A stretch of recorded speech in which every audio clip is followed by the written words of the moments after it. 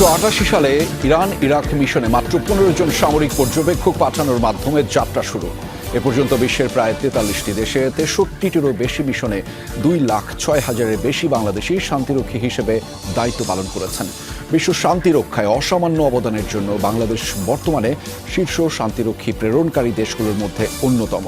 বর্তমানে জাতিসংঘের বিভিন্ন মিশনে বাংলাদেশ সশস্ত্র বাহিনী ও পুলিশের 4,212 জন সদস্য কর্মরত অবস্থায় রয়েছেন। বিশ্ব শান্তি প্রতিষ্ঠায় এ পর্যন্ত 175 জন বাংলাদেশি শান্তিরক্ষী জীবনোৎসর্গ করেছেন। জাতিসংঘের চলতি বছরের প্রতিপাদ্য ইনভেস্ট ইন পিস বা শান্তিতে বিনিয়োগ, যা বাস্তবায়নে বাংলাদেশ গুরুত্বপূর্ণ ভূমিকা পালন করে যাচ্ছে। বৈশ্বিক অস্থিরতার এই সময়ে বাংলাদেশের শান্তিরক্ষীদের আত্মত্যাগ, দক্ষতা ও মানবিক উদ্যোগ নিয়ে আমাদের বিশেষ আয়োজন বিশ্ব শান্তি রক্ষায় বাংলাদেশ। দর্শক আমন্ত্রণ, যমুনা টেলিভিশনের নিয়মিত আয়োজন 24 ঘন্টায় আপনাদের সাথে আজ রয়েছে আমি আহমেদ রেজা। এবং আজ এই আলোচনার জন্য আমাদের সাথে যুক্ত রয়েছেন কয়েকজন সারথী এবং যাদের সাথে এই মুহূর্তে পরিচয়টা করতে চাই। দর্শক, আমাদের সাথে যুক্ত রয়েছেন ব্রিগেডিয়ার জেনারেল ইন্তেখাব হায়দার খান, পরিচালক ওভারসিজ অপারেশনস পরিদপ্তর, সেনা সদর, ঢাকা সেনানিবাস। আপনাকে স্বাগত 24 ঘন্টার এই আয়োজনে। Thank you. দর্শক, একই সাথে আমাদের সাথে যুক্ত রয়েছেন শামীমা পারভিন, পুলিশ সুপার, ঢাকা জেলা। স্বাগত আপনাকে 24 ঘন্টার আয়োজনে। নিশ্চয়ই ভালো আছেন? জি। দর্শক, আমাদের সাথে আরও যুক্ত রয়েছেন ক্যাপ্টেন তানিয়া সওগাত, প্রকল্প পরিচালক, নৌ তথ্য প্রযুক্তি পরিদপ্তর, নৌবাহিনী সদর দপ্তর। স্বাগত আপনাকে 24 ঘন্টার আয়োজনে। নিশ্চয়ই ভালো আছেন। আপনাদের আরও একবার স্বাগত জানাতে চাই প্রত্যেককেই। আমি ব্রিগেডিয়ার জেনারেল ইন্তেখাব হায়দার, আপনাকে দিয়ে প্রশ্নটা করতে চাই। আমরা বলছিলাম যে শান্তি রক্ষায় বাংলাদেশের অবদান অনস্বীকার্য এবং সেটি বিশ্ব শান্তি রক্ষায় অন্যতম অবদান রাখছে বাংলাদেশ। ঠিক কী কারণে এইটি তাৎপর্যপূর্ণ এবং শান্তিরক্ষী দিবস যেটি আমরা পালন করে থাকি 29শে মে, সেটি আসলে কেন গুরুত্বপূর্ণ এবং বাংলাদেশের প্রেক্ষাপটে সেই তাৎপর্যটুকু কীভাবে, কেমনভাবে আসলে প্রভাবিত হয়, আপনার কাছ থেকে শুনতে চাই। প্রথমে আপনাকে ধন্যবাদ এবং যমুনা টিভিকে ধন্যবাদ আন্তর্জাতিক জাতিসংঘ শান্তিরক্ষী দিবস উপলক্ষে এই টকশো আয়োজন করার জন্য এবং আমাদেরকে আমন্ত্রণ জানানোর জন্য। শুরুতে আমি শ্রদ্ধাভরে স্মরণ করছি আমাদের বিশ্বের যত জাতিসংঘের শান্তিরক্ষীরা এ পর্যন্ত তাদের অবদান রেখেছেন বিশ্বের শান্তি রক্ষায়, এবং সেই সাথে 4,000-এরও উপরে মোট শান্তিরক্ষী যারা তাদের জীবন দান করেছেন, যার মধ্যে বাংলাদেশি আছেন 175 জন। আন্তর্জাতিক জাতিসংঘ শান্তিরক্ষী দিবসের ব্যাকগ্রাউন্ডটা যদি বলি, আমরা সবাই জানি জাতিসংঘ সংগঠিত হয় 1945 সালে, এবং এটার সংগঠিত হওয়ার মূল কারণটাই ছিল বিশ্বের শান্তি প্রতিষ্ঠা। সেকেন্ড ওয়ার্ল্ড ওয়ার শেষ হওয়ার পরে যে একটা বড় একটা যুদ্ধের যে ডিভাস্টেশন, এটা থেকে বিশ্বকে রক্ষা করার জন্য এই জাতিসংঘ স্ট্যাবলিশড হয়। এবং এই পার্সপেক্টিভটাকে মাথায় রেখেই প্রথম 1948 সালের 29শে মে প্রথম আরব ইসরায়েল যুদ্ধের ঠিক পরপরই তখনকার পরিস্থিতিতে একটি ট্রুস সাইন হয় ইসরায়েল প্যালেস্টাইনের মধ্যে। সেই ট্রুসটাকে সুপারভাইজ করার জন্য প্রথম জাতিসংঘ মিশন 29শে মেতে ডিপ্লয়মেন্ট করা হয়, যেটার নাম ছিল UNSO অথবা United Nations Truce Supervision Organisation, যেটা এখনও বহাল আছে। জি। সেই থেকে এরপরে 2002 সালে একটি জাতিসংঘের সাধারণ পরিষদের একটি রেজলিউশনের মাধ্যমে এটি ঠিক করা হয় যে এখন থেকে 29শে মে প্রত্যেক বছর জাতিসংঘ আন্তর্জাতিক শান্তিরক্ষী দিবস হিসেবে পালন করা হবে। বাংলাদেশ, আপনারা জানেন 1988 সাল থেকে আমাদের জাতিসংঘ মিশনের অংশগ্রহণ শুরু করার পর থেকে আমরা অনেক বছর জাতিসংঘের অন্যতম বৃহৎ শান্তিরক্ষী প্রেরণকারী দেশ হিসেবে আছি। সো এই দিবসটিতে আপনার জাতিসংঘ সদর দপ্তরে একটি বড় অনুষ্ঠান হয়, যেখানে যারা লাস্ট 1 বছরে মারা গেছেন তাদেরকে ড্যাগ হ্যামারশোল্ড অ্যাওয়ার্ড প্রদান করা হয় সেক্রেটারি জেনারেল, এবং সেই সাথে বিশ্বের অন্যান্য দেশ যারা শান্তিরক্ষী প্রেরণ করে তারাও এই দিবসটিকে উদযাপন করেন আমাদের যত শান্তিরক্ষী আছেন তাদের অবদানকে এবং বিশেষ করে যারা তাদের প্রাণ দিয়েছেন তাদেরকে সম্মান জানানোর জন্য। জি, আপনার মাধ্যমে আমরা একটু বুঝতে পারলাম এবং সেটি তাৎপর্যর যে ধারাবাহিকতা সেটি ক্রমান্বয়ে বজায় রেখেছে বাংলাদেশ, বিশেষ করে 1988 সালের পর থেকে, এবং সেটি গৌরবের সাথেই। এবং সেখানে বিভিন্ন বাহিনী থেকেই যুক্ত রয়েছেন, বিশেষ করে বাংলাদেশ পুলিশের অংশগ্রহণও সেখানে সমন্বিত অবস্থায় রয়েছে। আপনার কাছ থেকে একটু জানতে চাই শামীমা পারভিন, সেটি হচ্ছে যে প্রতিকূল পরিবেশে কাজ করতে হয় এবং সেটি সহজ না। আমরা যেভাবে বলছি যে শান্তিরক্ষীর কার্যক্রমটা অনেক সহজ, সেই প্রতিকূল অবস্থা কিভাবে আপনারা মোকাবেলা করেন, কিভাবে স্থানীয় মানুষদের সাথে মিশে যান, কিভাবে সেখানে শান্তিটাকে সমুন্নত রাখেন এবং একই সাথে লাল সবুজের পতাকাটাকেও আরো দৃঢ়ভাবে উন্মোচিত করেন? ধন্যবাদ আপনাকে। সেই সাথে ধন্যবাদ জানাচ্ছি আমি যমুনা টিভির সকল দর্শককে আমাকে এখানে আমন্ত্রণ করার জন্য। আসলে আপনি যেটা বলছিলেন, বাংলাদেশ পুলিশ আপনার 1989 সাল থেকে জাতিসংঘ মিশনে আমাদের ট্রুপস পাঠানো শুরু হয়। সেখান থেকে আমাদের যাত্রা শুরু এবং দীর্ঘ 3 ডিকেডস আমরা এখানে খুবই সুনামের সাথে বাংলাদেশের লাল সবুজ পতাকাকে উজ্জীবিত রেখে কাজ করে যাচ্ছি। তো এই যাত্রাটা আসলে সহজ না, যেটা আপনি বলছিলেন, আর সেখানে অবশ্যই আমাদের চ্যালেঞ্জ আছে। এই ধরনের চ্যালেঞ্জগুলো মোকাবেলা করার জন্য প্রথমেই কিন্তু আমাদের একটা রিগারাস সিলেকশন প্রসেসের মাধ্যমে এবং একটা প্রি ডিপ্লয়মেন্ট ট্রেনিং এর মাধ্যমেই কিন্তু আমাদেরকে প্রথমে ডিপ্লয় করা হয়। যখন আমরা মিশন এরিয়াতে ডিপ্লয় হওয়ার পরেই সেখানে আপনারা জানেন আমরা যাই পোস্ট কনফ্লিক্ট এরিয়াতে যাই, সেখানে রিবেল গ্রুপগুলো থাকে, তারপরে গ্যাং থাকে। দ্যাট মিনস ওখানকার ল অর্ডার সিচুয়েশনটা কোনোটাই আমাদের অনুকূলে থাকে না। তো সেটা আমাদের জন্য প্রথমেই একটা বড় চ্যালেঞ্জ হয়ে যায়। আরেকটা চ্যালেঞ্জ সবচেয়ে হয়, সেটা হচ্ছে ল্যাঙ্গুয়েজ ব্যারিয়ার থাকে, এনভায়রনমেন্টের ব্যারিয়ার থাকে, তারপরে ডাইভার্স কালচার থাকে সেখানে, সেই কালচারগুলোর সাথেও নিজেকে খাপ খাইয়ে নেওয়া। সেই সাথে সবচেয়ে বড় যে বিষয়টা থাকে সেটা হচ্ছে লোকাল পিপলের যে ট্রাস্ট বিল্ড আপ করা। কারণ আমরা তো কাজ করছি ওখানে ল অ্যান্ড সিচুয়েশন ঠিক করার জন্য এবং পিস বিল্ড করার জন্য। তো সেই ক্ষেত্রে আমাদের কাছে ওই মুহূর্তে বড় চ্যালেঞ্জ হিসাবে আমরা দেখে নিই যে আমাদের যাতে আমরা ওইখানকার লোকাল পিপলের ট্রাস্টটা বিল্ড করতে পারি। এবং সেই সাথে আরও কিছু বিষয় থাকে, আপনি জানেন ওয়েদার ইস্যুস থাকে কিছু ডিজিজ থাকে, স্পেশাল ডিজিজ থাকে এরিয়া বেসিসে। তো এই সকল বিষয়গুলোকে আমাদের মোকাবেলা করেই আমরা আসলে কাজ করি। আর বাংলাদেশ পুলিশ দীর্ঘ 3 ডিকেডস, যেটা আমি আপনাকে বলছিলাম, কাজ করছি এবং অত্যন্ত সুনামের সাথে করছি। শুধু আপনি জানেন যে আমাদের বাংলাদেশ পুলিশে 22,000-এরও বেশি সদস্য কিন্তু এই পর্যন্ত ডিপ্লয় হয়েছে, কাজ করছে। এবং আমরা 24টা দেশের 26টা মিশন অলরেডি আমরা কাজ করেছি, আমাদের এস্টাবলিশ ছিল। সেই সাথে আমাদের নারী পুলিশের সবচেয়ে গৌরবের ব্যাপার যে ওয়ার্ল্ডের একমাত্র দেশ যেটা বাংলাদেশ, যারা এককভাবে ফিমেল এফপিও কন্টিনজেন্ট কঙ্গোতে এবং হাইতিতে আমরা খুবই সুনামের সাথে কাজ করছি 2010 সাল থেকে।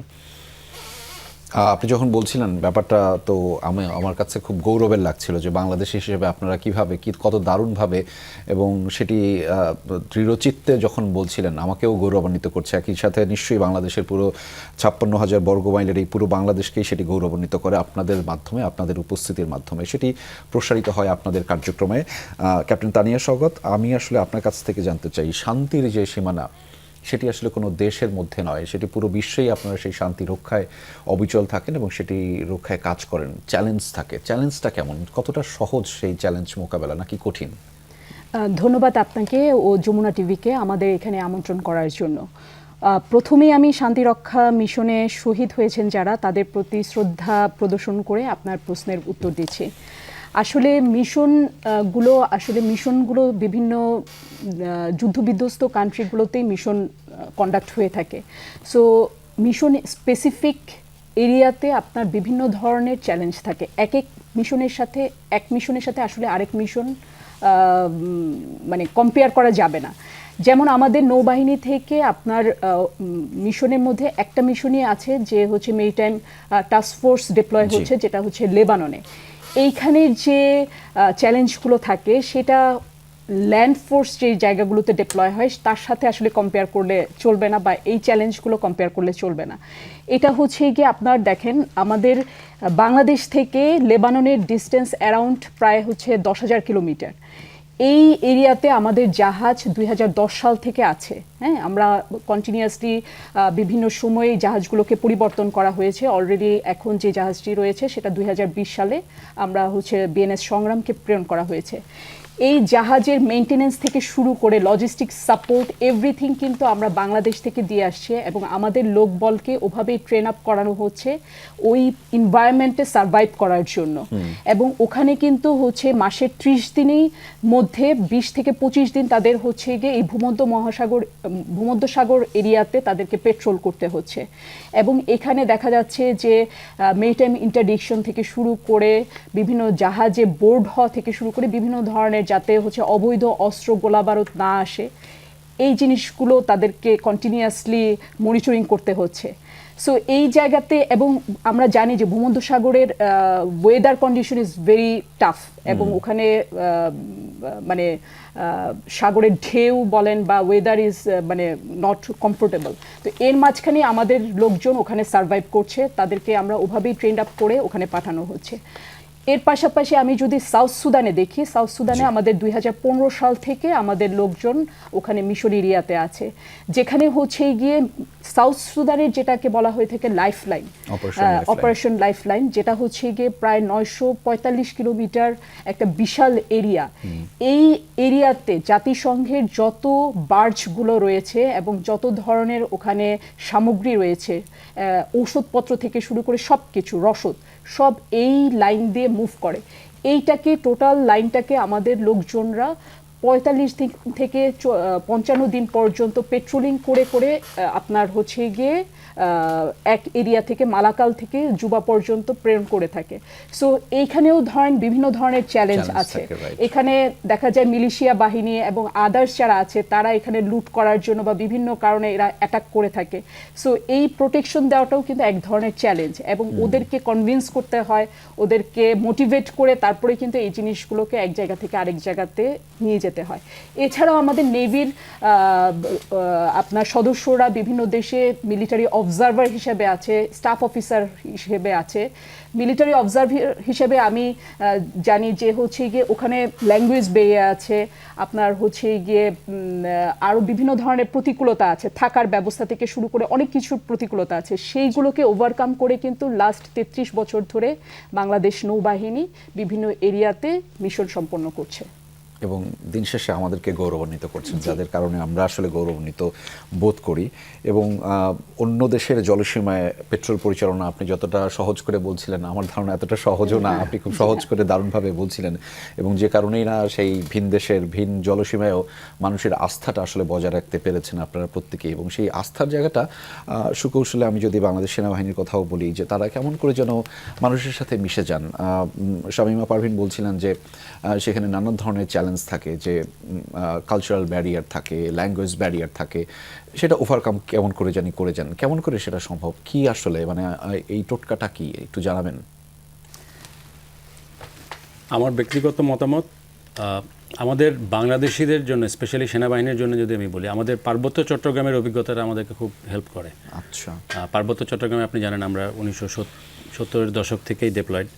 সো এই যে একটা কনফ্লিক্ট প্রোন এরিয়াতে গিয়েও সাধারণ মানুষের সাথে মেশা, জি, এবং একদম প্যারালালি আমরা আর্ম গ্রুপ বা সশস্ত্র যে গ্রুপগুলো তাদের সাথে কাজ করছি, তাদের এগেনস্টে কাজ করছি, এবং সেই সাথে সাধারণ মানুষের লুক আফটার করা যায়, সাধারণ মানুষের যেন সমস্যা না হয়। এবং শান্তির কনসেপ্টটা কিন্তু শুধুমাত্র কনফ্লিক্ট সাপ্রেশনের মধ্যেই সীমাবদ্ধ না। জি, শুধু আর্ম গ্রুপকে নিউট্রালাইজ করলে কিন্তু এলাকায় শান্তি আসে না, শান্তির ব্যাপকতা অনেক বেশি। মানুষ, একটা এলাকায় যুদ্ধ নেই, কিন্তু সেই দেশের মানুষের যদি বেসিক নিডস পুরো না হয় তাহলে কিন্তু তার মনে শান্তি নেই। সো যখন আমরা কোনো জায়গায় কাজ করি, সেটা দেশের ভেতরে হোক বা ইউএনএ হোক, এই বিষয়টা আমাদেরকে মাথায় রাখতে হয়। সো এটা আমাদের একটা বড় হেল্প করেছে আমাদের পার্বত্য চট্টগ্রামের অভিজ্ঞতা। আর সেই সাথে যেটা বললাম যে আমরা শুধুমাত্র যে আমরা শুধু ওখানকার আর্ম গ্রুপের এগেনস্টে কাজ করি বা যারা শান্তি নষ্ট করছে তাদের এগেনস্টে কাজ করি তা না, আমাদের প্রত্যেকটা কন্টিনজেন্ট ইকুয়ালি সেই এলাকার লোকাল লোকজনের সাথে মিশে আমরা সেখানে অনেক ধরনের আউটরিচ অ্যাক্টিভিটি আমরা বলি, যেমন বিনামূল্যে চিকিৎসা সেবা প্রদান করা, তাদের ক্যাপাসিটি বিল্ডিং করা, যেমন এগ্রিকালচারাল সেক্টর, শিক্ষা সেক্টর, তারপরে বিভিন্ন এডুকেশন, যেমন কম্পিউটার সেক্টর, এরকম বিভিন্ন জায়গায় আমাদের যারা স্কিল লোক যায়, ওনারা আমাদের লোকাল মানুষের উন্নয়নের, সামাজিক উন্নয়নের জন্য আমরা অনেক অবদান দিই। সো এই সবগুলোর মধ্যে দিয়ে আমাদের তাদের সাথে একটা আস্থার জায়গা তৈরি হয়, যেটা আমাদেরকে খুবই হেল্প করে। এবং আমি খুব গর্ব করে বলতে পারি যে বিশ্বের যতগুলো দেশ শান্তিরক্ষী বাহিনী প্রেরণ করে, বাংলাদেশ এই বিষয়টাতে সবচেয়ে এগিয়ে আছে। আমি একটু স্যারের সাথে বলতে যাচ্ছি যে হচ্ছে গিয়ে আমি মানে মিশন এরিয়াতে আমি যেটা দেখেছি যে বাংলাদেশিরা যেভাবে হচ্ছে ইমপ্যাথি নিয়ে ওদের সাথে মিশে, হ্যাঁ, সেই জিনিসটা মানে শুধু যে ম্যান্ডেট যেটুকু আছে সেটুকু ফুলফিল না করে এমপ্যাথি দিয়ে আমরা তাদেরকে বুঝতে চেষ্টা করি যে হ্যাঁ এই মানুষটার এই কষ্টটা, তাদের এই জিনিসগুলো লাগবে। সো আমরা ওদের হচ্ছে গিয়ে মেডিকেল ক্যাম্পেইন থেকে শুরু করে যে জিনিসগুলো লাগবে, বেসিক নিডগুলো, এগুলো আমরা চেষ্টা করি ফুলফিল করার জন্য। তো যার জন্যই দেখা যায় কি ওরা আমাদেরকে যেভাবে আপন করে নেয়, অন্য দেশের জনগণকে বা মিশনে যারা আছে তাদেরকে ওভাবে করে আসলে অতটা ওন করে না আর কি। নিশ্চয়ই শামীম পারভীন, একটা স্বভাবজাতভাবেই হয়তো আমাদের মিশে যাওয়ার প্রবণতাটা খুব ভালো বাংলাদেশিদের, এবং আপনি যে চ্যালেঞ্জগুলো বলছিলেন সেটা তো অবশ্যই প্রাধান্য পায়। সেই চ্যালেঞ্জগুলো মোকাবেলা করে সেখানকার মানুষ আসলে কিভাবে ওয়েলকাম করে আপনাদের কাছে, কি অভিজ্ঞতা আপনার? যেটি তানিয়া শওকত বলছিলেন যে তারা আসলে স্বাচ্ছন্দ্যে ওয়েলকামটা করতে চায়, সেটি আপনারা হয়তো আপনাদের যে সব প্রতিভা নিয়ে সেটি সামাল দেন। কি করেন আসলে, কিভাবে তারা আপনাদেরকে ওয়েলকাম করেন? কোনো একটা অভিজ্ঞতা যদি আমাদেরকে জানাতেন। প্রথমেই বলি, আমরা যখন আসলে মিশন এরিয়াতে যাই, ডিপ্লয় হই, ওখানে যে আমরা শুধু শান্তি রক্ষার জন্য যাই বিষয়টা কিন্তু তাই থাকে না। তারা বুঝতে পারে আমাদের বিহেভে এবং আমাদের যে কাজকর্ম, তার মাধ্যমে আমরা তাদেরকে বোঝাতে সক্ষম হই যে আমরা সহমর্মিতা এবং মানবিকতার যে বিষয়গুলো আছে সেই বিষয়গুলোকে আমরা আফোল্ড করি এবং এগুলোকে বেশি এমফাসিস দেই, এবং সেই সাথে তাদের যে হিউম্যান রাইটসের প্রোটেকশনের একটা বিষয় আছে, তারপরে আপনার জেন্ডার বেসড ভায়োলেন্সের বিষয়গুলো আছে, আপনার ভায়োলেন্স এগেনস্ট উইমেন এবং তাদের চিলড্রেনদের প্রোটেকশনের যে বিষয়গুলো আছে, সেই বিষয়গুলোকে কিন্তু আমরা খুবই অগ্রাধিকার দিই, যাতে করে তারা এইভাবে ফিল করে যে না, তার পাশে আমরা আছি, এবং তাদেরকে প্রোটেকশনের পাশাপাশি তাদের হিউম্যান রাইটসটাও যাতে করে প্রোটেক্ট হয় সেই কাজগুলো আমরা করি। এটা হচ্ছে প্রথমত আমাদের যে প্রথম র্যাপোটা বিল্ডিং হয় এবং ট্রাস্টটা আমাদের মধ্যে আসে, আমাদের কোঅর্ডিনেশনটা আসে একসাথে কাজ করার জন্য। তো সেই ক্ষেত্রে এটা মানে খুবই অগ্রগামী ভূমিকা পালন করে। আমি যদি আমার অভিজ্ঞতা আপনাকে বলি, আমি হাইতি মিশনে 2016 থেকে 17 আমি ছিলাম 14 মাসে। আমি সেখানে ফিমেল কন্টিনজেন্টের কমান্ডার হিসাবে কাজ করেছি। আমার সাথে 140 জন উইমেন পুলিশ পার্সোনেল ছিল। তো আমরা সেখানে কাজ করেছি, আপনি বিশ্বাস করবেন না, ওরা বাংলা শিখে গিয়েছিল এবং আমাদের দেখলে তারা বাংলাতে আমাদের সাথে কিছু কথা বলার চেষ্টা করতো, যেটা রেগুলার কমিউনিকেশনের বিষয়গুলো, এবং আমাদের দেখলে ওরা এমন একটা আস্থা প্রকাশ করত। বিশেষ করে ওখানে কিছু আমরা শুধু এই যে আমাদের যে রেগুলার অর্থাৎ ইউএনের ম্যান্ডেট অনুযায়ী শুধু কাজ করা না, তার বাইরেও কিন্তু আমরা কিছু মানবিক কাজ করেছি ওইখানে লোকাল পিপলের সাথে। আসলে তাদের হিউম্যানিটেরিয়ান অ্যাসিস্ট্যান্স দেওয়ার আমাদের কিছু সুযোগ ছিল, আমরা সেখানে কাজ করেছি। কিছু অরফানেজে কাজ করেছি, তারপর এ ধরনের যারা ডিস্ট্রেস পিপল, ওদের সাথে আমরা কিছু কাজ করেছি, বিশেষ করে উইমেন আর চিলড্রেন। এবং সেই ক্ষেত্রে তারা আমাদেরকে আসলে এমন আন্তরিকতার সাথে গ্রহণ করেছে আমাদের এই কাজগুলোও দেখে, যে আমরা শুধু মানে রেগুলার যে ডিপ্লয় হয়েছি ইউএনের মাধ্যমে বিষয়টা তেমন না, এইটার বাইরে যেও যে মানুষ হিসাবে অ্যাজ এ হিউম্যান বিং, একজন হিউম্যান বিংয়ের সিকিউরিটি এবং তার সব ধরনের প্রোটেকশন দেওয়ার জন্য যা যা কাজ করা দরকার, আমরা আমাদের ঠিক ম্যান্ডেটের ভিতরের থেকেই আমরা চেষ্টা করেছি তাদের পাশে থাকার। এবং আমাদের কমিউনিকেশনটা, কোঅর্ডিনেশনটা এবং র্যাপোটা এত ভালো ছিল যে মানে সবসময় বলতো বাংলাদেশ, আর পতাকা তাদের কাছে আমাদের গেটের সামনে থাকতো, এবং বাংলায় তাদের আমাদের অনেক সময় আমাদের নামগুলোও তাদের মুখস্থ ছিল, বিকজ এখানে আপনারা জানেন আমাদের নেম প্লেটগুলো থাকে ইংলিশে, ওরা আমাদের নামগুলো মুখস্থ করে আমাদেরকে ডাকতো, আপা বলতো। মানে সো আমি বলবো যে আমাদের এই ভালোবাসার জায়গাটাও এক কথার কম্পাশনেট, যেটা বলছিলেন যে আমরা আসলে শুধুমাত্র আমাদের ডিউটি পালন করি না, ইম্প্যাথি যে বিষয়টা থাকে, সো ইম্প্যাথেটিক হয়েই আমরা কাজ করি।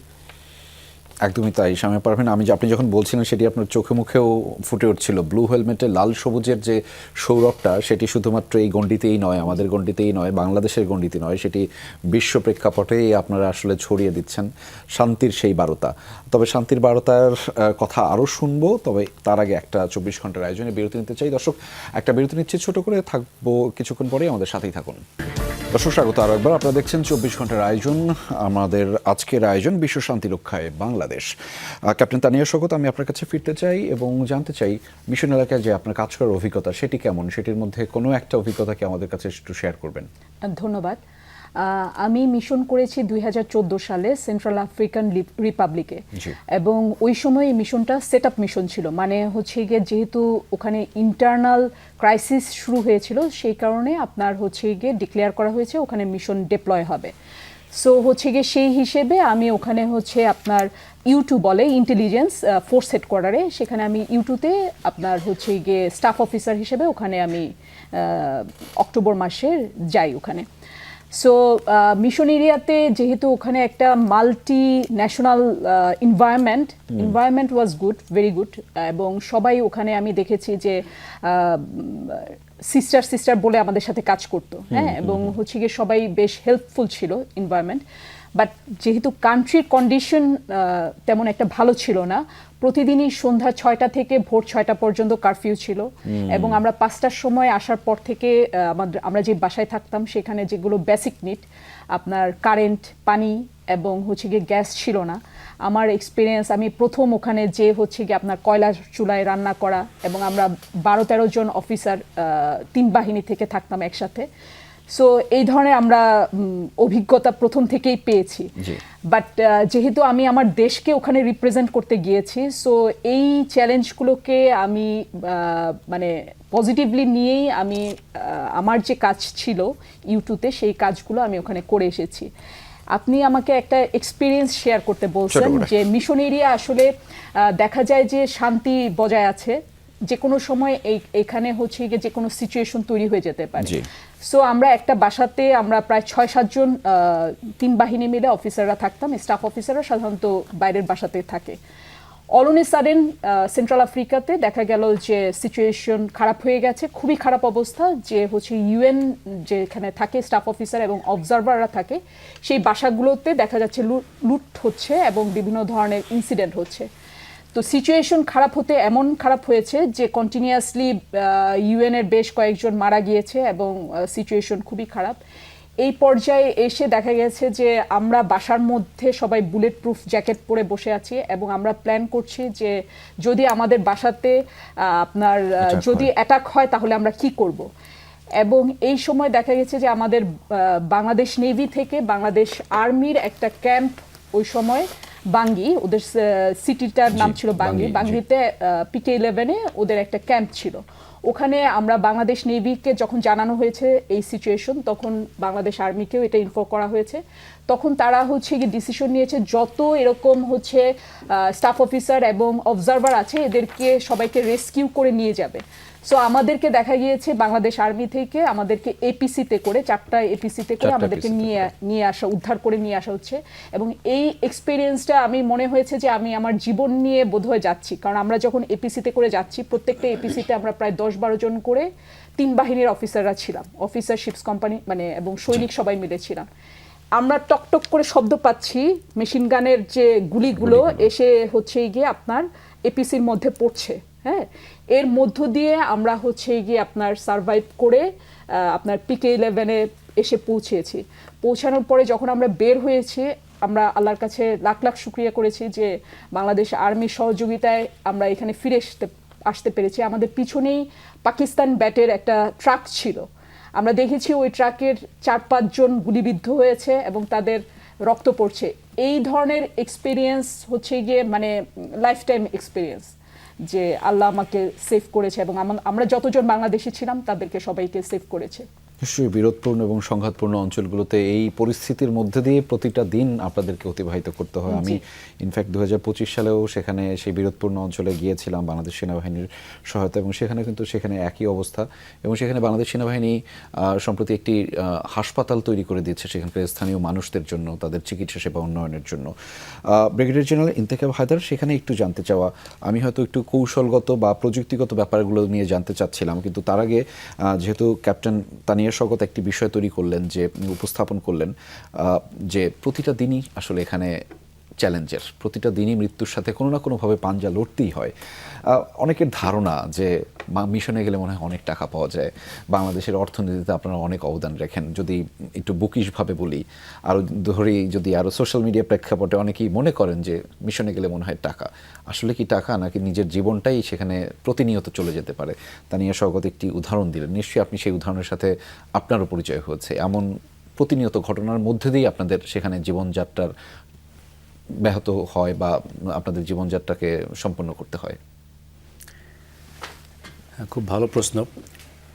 ইউএন মিশনে আমরা যখন যাই, আমাদেরকে এখান থেকে আমাদের ব্যক্তিগত এবং আমাদের ন্যাশনালি আমাদের একটা আর্নিং হয়, বিকজ ইউএন যখন আমরা ফোর্স ডিপ্লয় করি প্রত্যেক ট্রুপসের এগেনস্টে ইউএন থেকে একটা রিইম্বার্সমেন্ট করা হয়, এবং আমাদের যতগুলো বড় ইকুইপমেন্ট, গাড়ি এবং অন্যান্য বড় ইকুইপমেন্ট যেগুলো আমরা ডিপ্লয় করি, এটার জন্য একটা রিইম্বার্সমেন্ট সরকার পায়, এবং এটার পরিমাণটা বেশ ভালো। আমাদের বাৎসরিকভাবে এখন অ্যাভারেজে প্রায় 1600 কোটি টাকার মতো আসে বাংলাদেশের অর্থনীতিতে।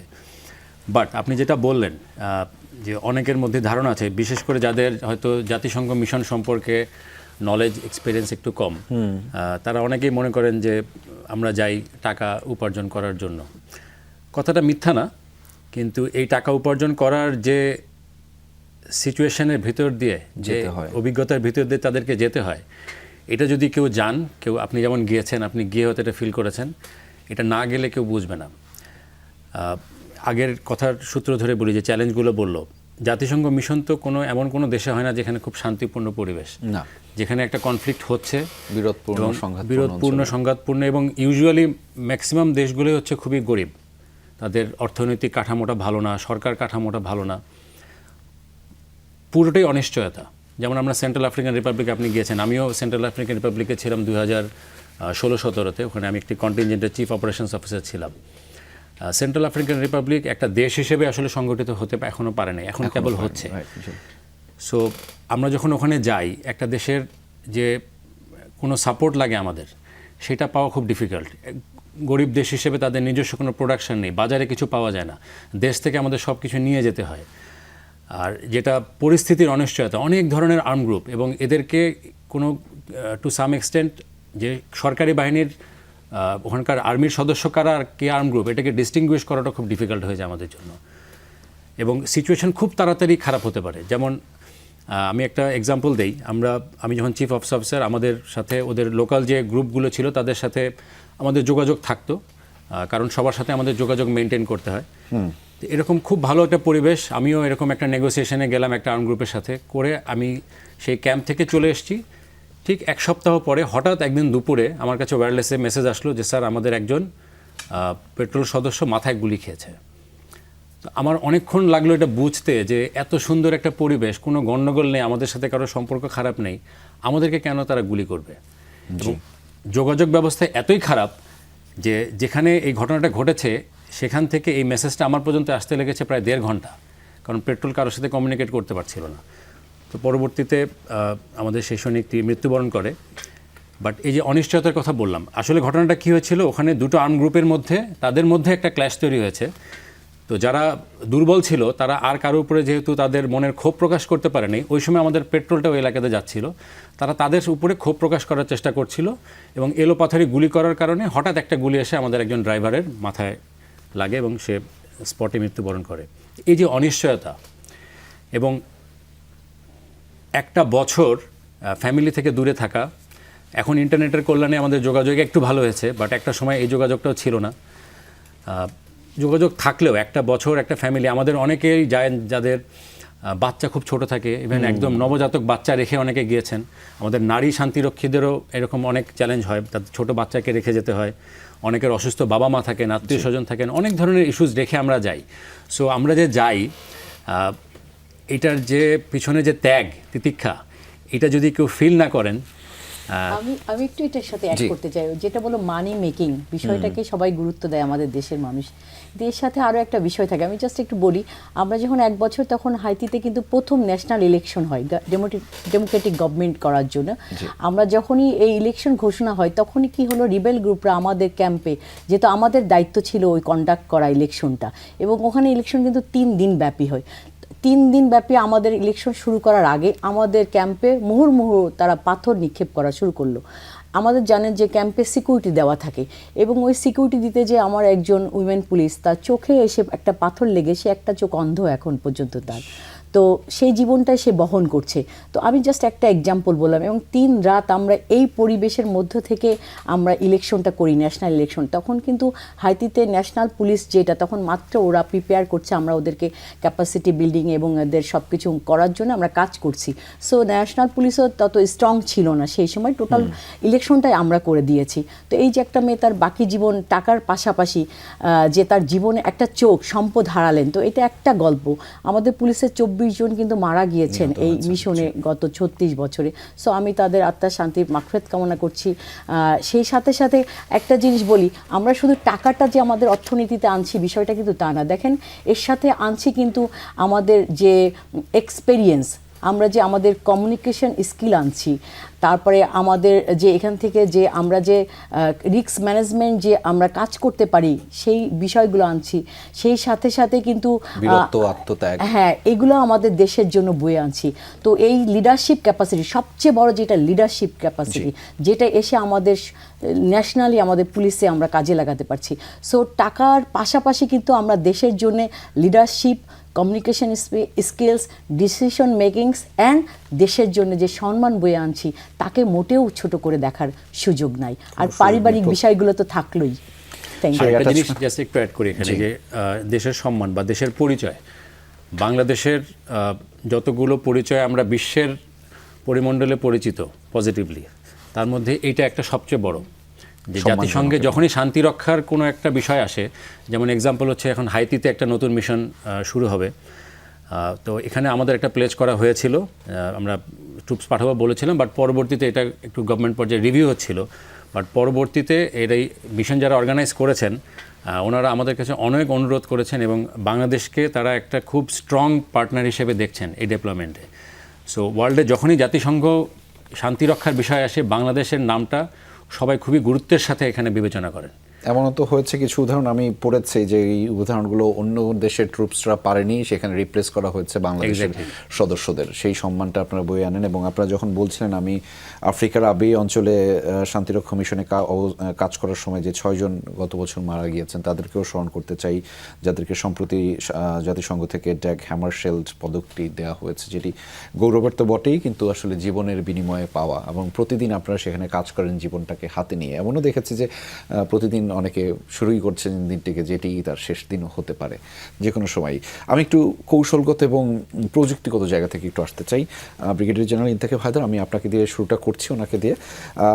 সেই কৌশলগত জায়গায় আমার যে জানতে চাওয়া, যে পুরো বিশ্বই কিন্তু এগিয়েছে প্রযুক্তিগতভাবে, এবং আমরা দেখি যে এআই জেনারেটেড কিংবা আর্টিফিশিয়াল ইন্টেলিজেন্সের যে পাওয়ারটা, সেটা সমরাষ্ট্রের ক্ষেত্রে আরও বেশি প্রভাবিত হচ্ছে। সেই ক্ষেত্রে চাপগুলো আপনারা আসলে কেমনভাবে সামলান মাঠ পর্যায়ে? কেননা সেখানে যারা অস্ত্রধারী রয়েছেন, আর্ম গ্রুপ রয়েছেন, তারাও তো আসলে প্রযুক্তিগতভাবে উন্নয়নটা ঘটাচ্ছেন। তাদের ক্ষেত্রে সেটি মোকাবেলার ক্ষেত্রে নিজেদেরকে কিভাবে তৈরি করছেন?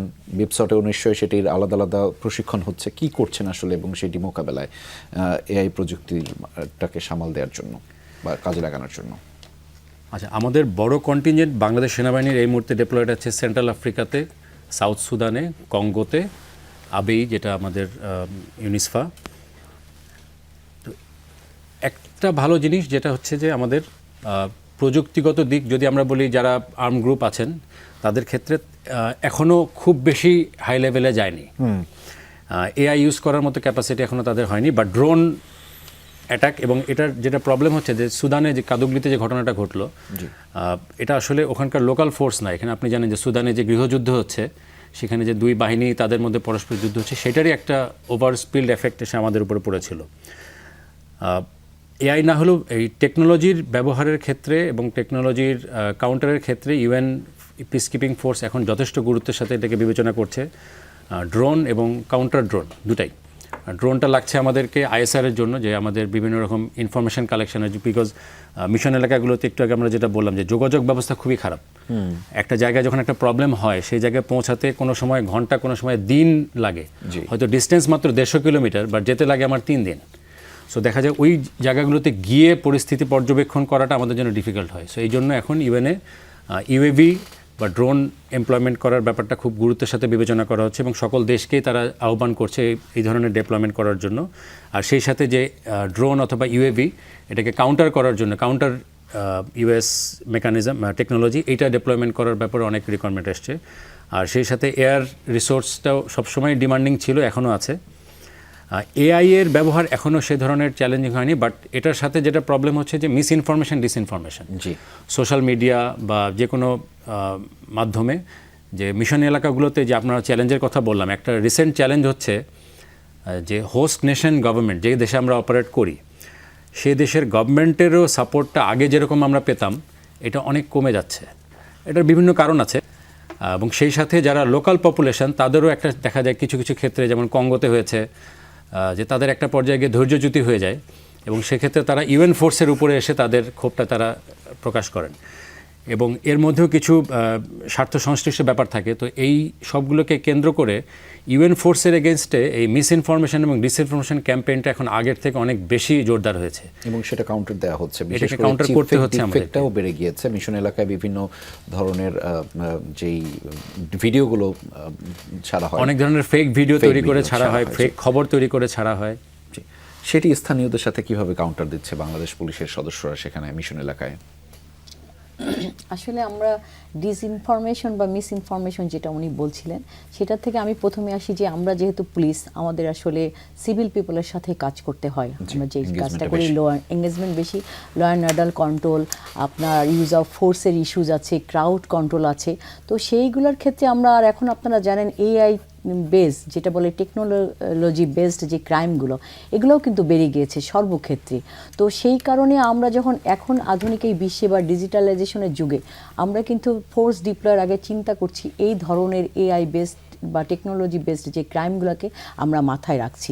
সেই সাথে করে আমাদের যে ইন্টাল কালেকশন, মানে প্রিভেনশন, যে প্রো পিপল পুলিশিংয়ের বিষয়টাকেও আমরা চাচ্ছি যে আমাদের মিশনের ক্ষেত্রেও আমরা এগুলোকে কাজে লাগাবো। সেই জন্য আমাদের ডিপ্লোয়মেন্টের পূর্বে এখন আমাদের রিগুরাস কিন্তু ট্রেনিংগুলো দেওয়া হচ্ছে।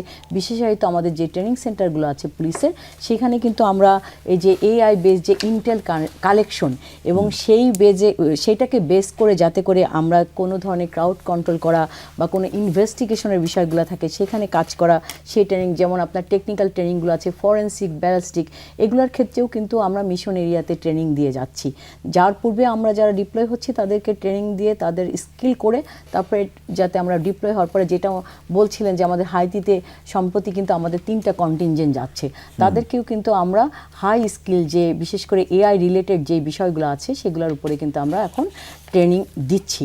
তো যাতে করে তারা এই ধরনের ক্রাইম মোকাবেলা বা এই ধরনের সিচুয়েশন মোকাবেলা করতে পারে ইউএন মিশনে। বিষয়গুলো নিয়ে আরো বিস্তারিত জানবো, তার আগে একটা বিরতি নিতে হচ্ছে। 24 ঘন্টার আয়োজনে ছোট্ট একটা বিরতি নিচ্ছি, ফিরছি একটু পরেই। আমাদের সাথেই থাকুন, কোথাও যাবেন না। দর্শক স্বাগত আরও একবার, আপনারা দেখছেন 24 ঘন্টার আয়োজন। আমাদের আজকের বিষয় বিশ্ব শান্তি রক্ষায় বাংলাদেশ। ক্যাপ্টেন তানিয়া স্বাগত, আমি আরও একবার আপনার কাছে ফিরতে চাই।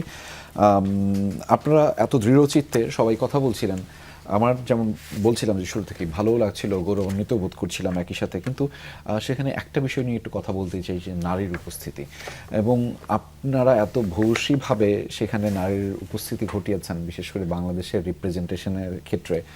কেমন করে সম্ভব? সেখানে কি নারীর রিপ্রেজেন্টেশন নিয়ে কোনো ধরনের চ্যালেঞ্জ ছিল, এবং সেটা কিভাবে আপনারা মোকাবেলা করেছেন? ধন্যবাদ ভাই। আসলে আমি যদি আমার সম্পর্কে আমি বলতে যাই, আমি হচ্ছে গিয়ে ক্যাডেট কলেজ ব্যাকগ্রাউন্ডের। সো ক্যাডেট কলেজে থাকতে আমি প্রথম জানতে পারি যে বাংলাদেশ নৌবাহিনীতে ফিমেল অফিসার নিয়োগ করা হবে। এটা হচ্ছে গিয়ে 1999 সালে। সো তখনই আমি এই চ্যালেঞ্জটা গ্রহণ করি যে নৌবাহিনীতে 3 বাহিনীর মধ্যে সর্বপ্রথম বাংলাদেশ নৌবাহিনী ডিসিশন নেয় যে ফিমেল কর্মকর্তা নিয়োগ করবে। 2000 সালে আমরা 16 জন ফিমেল অফিসার বাংলাদেশ নৌবাহিনীতে জয়েন করি। সো ওই সময়ে বাংলাদেশ নৌবাহিনীতে ট্রেনিং কেমন হবে, কি হবে ফিমেলদের, এই ধরনের কোনো প্ল্যান ছিল না। সো ওই অবস্থা থেকে আমরা চ্যালেঞ্জ নেওয়া শুরু করি, এবং 2009-এ প্রথম আর্মির কন্টিজেন্টের সাথে আমাদের কয়েকজন ফিমেল অফিসার আপনার আইভরি কোস্টে মিশনে যায়।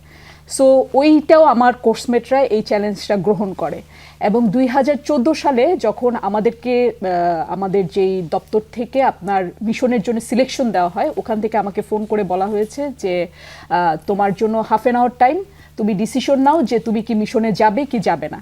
সো আমাদের মধ্যে তখন একটা বিষয় ছিল যে 14 বছর already we are in navy, so আমাদের এই মিশনে আমাদেরকে যেতে হবে, এবং আমরা যদি এই চ্যালেঞ্জটা গ্রহণ না করি তাহলে আমাদের যারা হচ্ছে ফিউচার জেনারেশন আছে তারা এই অপরচুনিটিটা মিস করবে। So on that spot I have decided I will go for mission, এবং আমি তখনই জানাই যে আমি মিশনে যাব, এবং এভাবে করেই কিন্তু আমরা হচ্ছে আমি এবং আমার কোর্সমেট মিশনে যাই। তো এইভাবে করে আমরা এগিয়ে যাচ্ছি, এবং আশা করছি যে ফিউচারে আরও ফিমেল অফিসাররা যাবে। জি, শামীমা পারভীন, আমি আপনার কাছে একটু ফিরতে চাই। বিভিন্ন মিশনে যেইভাবে আপনারা কার্যক্রম বাড়াচ্ছেন, বাংলাদেশকে গৌরবান্বিত করছেন, সেক্ষেত্রে আপনাদের সহায়তা প্রয়োজন। সেটি আসলে কি ধরনের সহায়তা প্রয়োজন বলে আপনি মনে করেন সর্বক্ষেত্র বিবেচনায়, সেটি বাংলাদেশ সশস্ত্র বাহিনী এবং পুলিশের ক্ষেত্রে পুরো দিক বিবেচনায় কি মনে করেন আপনি, কোন কোন জায়গায় সহায়তা বাড়ানো প্রয়োজন? ধন্যবাদ আপনাকে। এটা খুবই ইম্পর্টেন্ট একটা কোশ্চেন, কারণ প্রথমে আপনাকে সক্ষমতা না বাড়ালে আসলে কোনোভাবে আপনি সার্ভিসটা কোয়ালিটেটিভ হবে না। সেই ক্ষেত্রে আমি যদি বলি, প্রথমে আমি ইন জেনারেল বলি যে সক্ষমতার বিষয়গুলো, প্রথমেই আসে হচ্ছে আমাদের training, that means capacity building করতে হবে। ক্যাপাসিটি বিল্ডিং করার জন্য আপনার এই রিলেটেড আমাদেরকে অবশ্যই ট্রেনিং দিতে হবে, এবং যেটা আমরা কিছুক্ষণ আগে আলোচনা করছিলাম, এই ডিজিটালাইজেশনের যুগে এবং টেক বেস ক্রাইমের যুগে আমাদের অবশ্যই আমাদের ট্রেনিং দিতে হবে, যে অনলাইন ভিত্তিক বা সাইবার ভিত্তিক আমাদের ট্রেনিং দিয়ে আমাদের স্কিল করতে হবে। কারণ আমাদের চ্যালেঞ্জগুলোও এখন কিন্তু ইউএন মিশনের চ্যালেঞ্জগুলো নতুন নতুন আসছে, আমরা কিছুক্ষণ আগে এটা নিয়ে আলোচনা করেছিলাম। এটা ইন জেনারেল যদি বলি, সেটার সাথে আমাদের কিন্তু লজিস্টিক্যাল সাপোর্টেরও অনেক অভাব আছে, ম্যান পাওয়ারের স্বল্পতা আছে, রিক্রুটমেন্ট সিস্টেমেও কিছু পরিবর্তন আনতে হবে এইসব জায়গাগুলোর সাথে। আর যদি আমি বলি, আমি যেহেতু একজন মেয়ে, সেই হিসাবে আমি একটু নারী যারা শান্তিরক্ষী মিশনে যায় নারীরা, তাদের ক্ষেত্রে আমি বলবো যে আমাদের ক্ষেত্রে কিন্তু অনেক বেশি সাপোর্টের বিষয় আছে, কারণ কিন্তু আমরা পরিবারকে রেখে যাই। আর ডিসিশন মেকিংয়ের ক্ষেত্রে কিন্তু আমাদের যদি লেডিদেরকে আরও একটু এম্পাওয়ার করা হয়, সেই ক্ষেত্রে আমি বলবো যে আমাদের যারা জুনিয়র অফিসাররা আছে বা অন্য লেভেলে কাজ করে, তারাও কিন্তু এনকারেজ হবে, কারণ অনেক সময় তারা যেতে চায় না, তাদের পরিবার বা আদার্স বিষয়গুলো সাপোর্টের বিষয় থাকে। তো আমি বলবো যে আমাদের এই নারী পুলিশের ক্ষেত্রে আমাদের আরও একটু সচেতন হতে হবে, তাদের সাপোর্টের ক্ষেত্রে। জি, আমি একটু ব্রিগেডিয়ার জেনারেল ইন্তেখাব হায়দার খান, আপনার কাছে ফিরতে চাই। শান্তিরক্ষী কৌশলে নানান ধরনের পরিবর্তন এসেছে, পুরো বিশ্বই আসলে নানান ধরনের কৌশলে পরিবর্তিত হচ্ছে। সেখানে সামরিক কূটনীতি, আন্তর্জাতিক সহযোগিতা এবং বিশেষ করে মিলিটারি ডিপ্লোমেসির যে কথা, পিস কিপিং ডিপ্লোমেসির কথাটা যদি আমি বলি, সেটি আসলে কেন গুরুত্বপূর্ণ এবং এটি আসলে আদৌ প্রয়োজন আছে কিনা? আচ্ছা, মিলিটারি ডিপ্লোমেসি বলতে আমরা বুঝি যে একটা কূটনৈতিক লক্ষ্যকে সামনে রেখে যখন মিলিটারি টু মিলিটারি একটা রিলেশন তৈরি হয় বা মিলিটারি একটা নেগোসিয়েশন হয়।